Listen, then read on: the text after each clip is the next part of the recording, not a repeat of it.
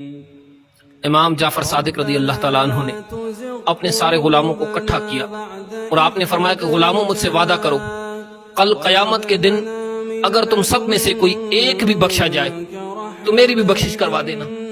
غلاموں نے ہاتھ جوڑ کر عرض کی، آقا تیرے جد امجد تو تمام مخلوق کی شفاعت فرمائیں گے، تو آپ کا یہ کہنا کیسا؟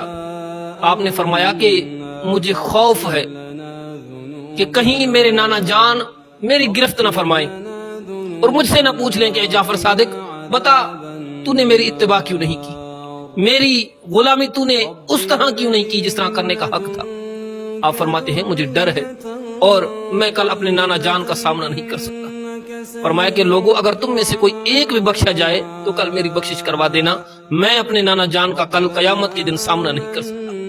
یہ وہ سید ہیں جن کے اندر اتنی حیا ہے، جن کی بخشش کے وعدے قرآن پاک فرق کرتا ہے، لیکن آپ کے خوف کا عالم یہ ہے کہ آپ فرماتے ہیں کہ میں اپنے نانا جان کا بھی سامنا نہیں کر سکتا۔